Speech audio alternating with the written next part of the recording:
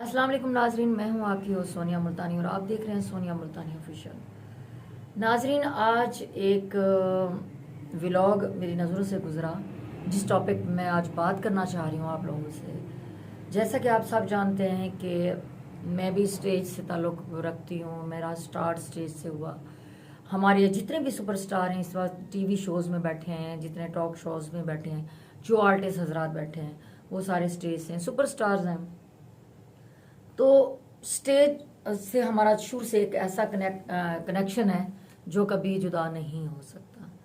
तो आज मैं बात को मैं तूल नहीं दूंगी, मैं बात सीधी मुद्दे की तरफ आती हूँ। जो बात मैंने देखी मैं उस पर बात करना चाहती हूँ। बात यह कि हमारी हमेशा हमारे स्टेज फनकारों के साथ ऐसा होता है कि जब अरूज होता है तो हर बंदा उसकी इज्जत कर रहा होता है, और भगत कर रहा होता है, पीछे भाग रहा होता है, बड़ी रिस्पेक्ट हो रही होती है। तो वो स्टार राज कर रहा होता है, वो ये समझ सकता है, वो ये समझ रहा होता है कि मैं तो कभी मार खा ही नहीं सकता। मेरे इतने चाहने वाले, मुझे इतना प्यार करने वाले, मेरी इतना देखभाल करने वाले, आओ भगत करने वाले, मैं तो कभी मार खा ही नहीं सकता। तो ये सबसे बड़ा वो है ना कि वहम होता है हमारा तमाम फनकारों का। हम समझते हैं कि जिनके लिए हम अहम हैं वो अहम नहीं होता, वो सिर्फ हमारा वहम होता है। आज आबदा बेग साहिबा हमारी senior most senior artist, legend artist Abida Baig साहिबा, मैंने उनके साथ कभी काम नहीं किया। मुझे हमेशा हसरत रही कि मैं उनके साथ काम करूं। कभी ऐसा होता था मुल्तान में, अगर वो किसी थिएटर दूसरे पे गई नहीं है तो मैं दूसरे थिएटर पे कर रही होती थी। कभी इस तरह नहीं हुआ कि मैं उनके साथ इकट्ठी होकर उनके साथ काम करूं। लेकिन मैं उनकी फ़ैन कब से थी, मैं स्कूल लेवल में उनके उस दौर में ना, आपको पता है कि वीसीआर होता था, वीसीआर लोग देखते थे, उसमें झलकियाँ होती थी स्टेज ड्रामों की। फिर कैस्टों में जो है ना स्टेज ड्रामे की जो जुगतें होती थी ये भरी हुई थी। तो स्टेज ड्रामे की कुछ फ़नी जुगतें जो है ना, आबदा बेग साहिबा की, शौकी खान साहब की, ये मैं कैस्टें मंगवाती थी, इनकी जुगतें मैं याद करती थी जो फ़नी फ़नी होती थी। याद करके जब हमारे स्कूल पे मीना बाज़ार होता था, हर हफ्ते होता था, तो मैं वहाँ पे स्टेज परफॉर्म किया करती थी इनकी बातें, इनकी जुगतें कर करके, जिससे मुझे बहुत दाद मिलती थी, क्योंकि उन लोगों को पता ही नहीं होता था कि ये क्या, कहाँ से आती हैं इसके पास ये जुगतें। मैं आबदा बेग साहिबा से सीखती थी। मतलब इनको मैं स्टूडेंट दौर में, जब मैं 7वीं 8वीं क्लास की स्टूडेंट थी, मैं तब से इनको जो है ना फॉलो कर रही थी। और यूँ समझे कि मैं इनसे अगर सीख रही थी तो मैं इनकी शागिर्द हूँ। मैंने हमेशा इनके स्टेज ड्रामे देखे, बड़े दबंग तरीके से, बड़े बड़ों की जैसे भाई टाइप होती हैं, बड़े बड़े लोगों की इन्होंने, आर्टिस्टों की दौड़ें लगवाई, और फुल क्लैप, जैसे एक स्टार को क्लैप मिलती है, पब्लिक वैसे रिस्पॉन्स देती थी। बड़ा अरूज देखा इन्होंने, बड़ा प्यार देखा लोगों का इन्होंने। तो आज जो वीडियो मेरे सामने गुजरी, मैंने आज देखा कि उनका चेहरा मुरझा गया, उनकी वो हालत नहीं है, चेहरे पे स्याही चढ़ चुकी है, आंखों के गिर्द बड़े बड़े हल्के पड़ गए हैं, गढ़े पड़ गए हैं, और अजीब सा हाल। तो जब मैंने कहा, अचानक मेरी नज़रों से ऐसे गुजरी ना, मैंने उसको किया, प्ले किया, मैंने कहा देखो क्या हुआ है। फिर पता चला कि आबदा बेग साहिबा को यरकान हो गया, और वो भी काला यरकान, हेपाटाइटिस सी, यानी कि काला यरकान। हमारे सरायकी में इस यरकान को मुश्की नाग कहते हैं। मुश्की नाग यानी कि ब्लैक कोबरा। ये ऐसे बंदे को, यानी कि इतना जहरीला होता है। हमारे एक रिश्तेदार को हुआ था, उसने इलाज अपना करवाया तो बड़ा पैसा लगा था उसके इलाज पे। इसके भी ऐसे कोर्स होते हैं, ऐसे टीके लगते हैं, कीमोथेरेपी जैसे कैंसर की जाती है वैसी ही की जाती है, और बंदा इतना तड़पता है, हर हफ्ते इंजेक्शन लगते हैं, बंदा बहुत तड़पता है। और वो भी एक स्टेज होती है जब इंजेक्शन लगते हैं, तो ये बड़ी तकलीफ दे सूरत हाल होती है जो काला यरकान है। तो मैंने जब आबदा बेग साहिबा की ये हालत देखी, उनका हालात देखे,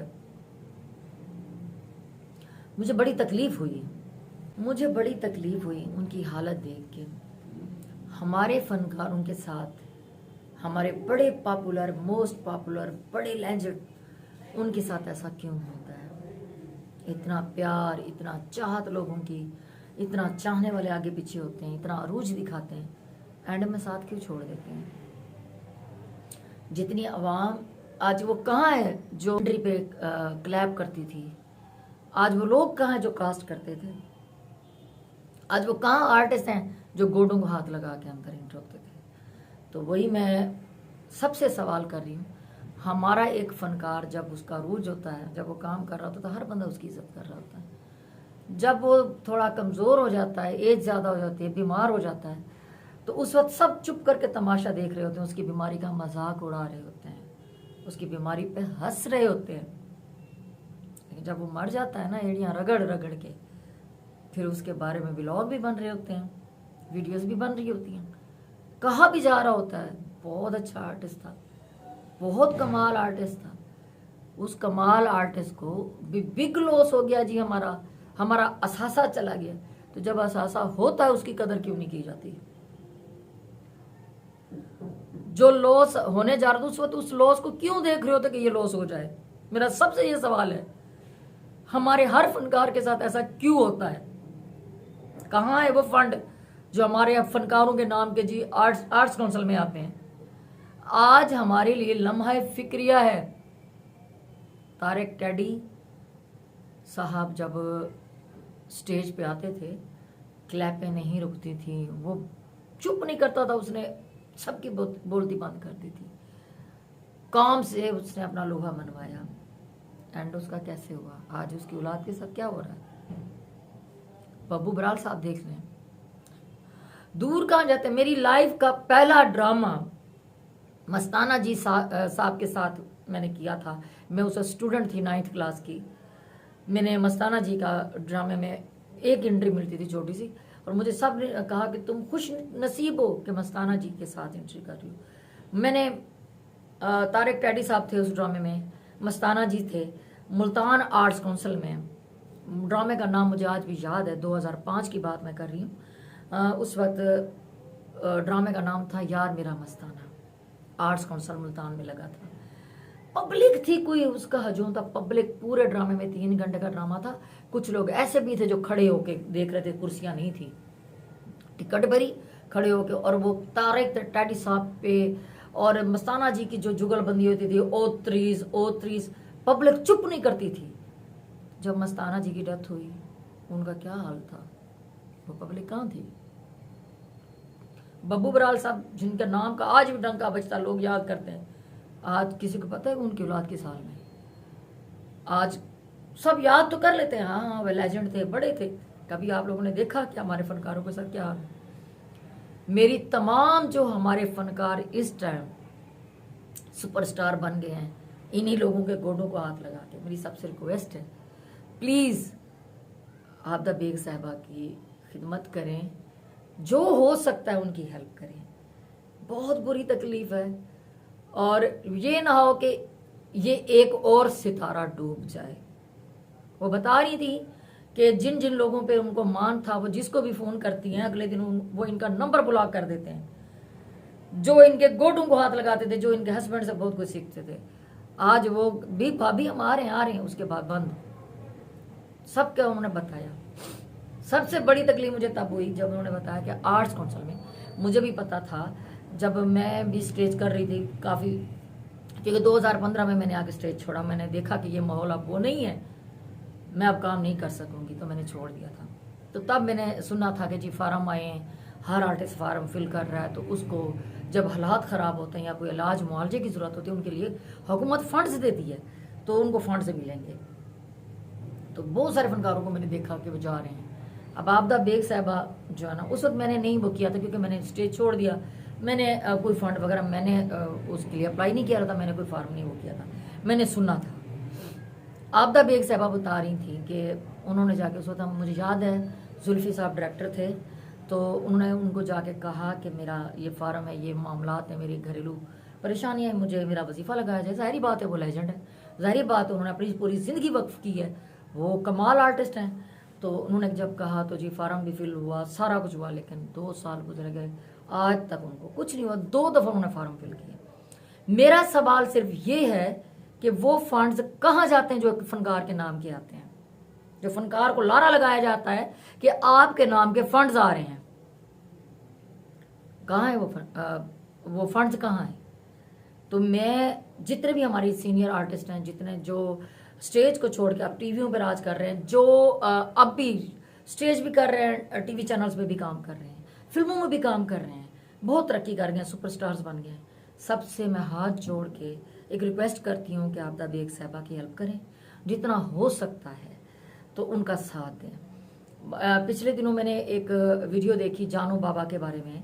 उनके बड़े हालात ख़राब हो गए, वो पहले आर्टिस्टों में घुल मिल के रहते थे, उनको प्रोफेसर भी कहा जाता था, और उनके साथ मसला ये हुआ, उनको शुगर हुई तो उनकी एक टांग ज़ाया हो गई, तो उनकी हेल्प करने वाला कोई नहीं था।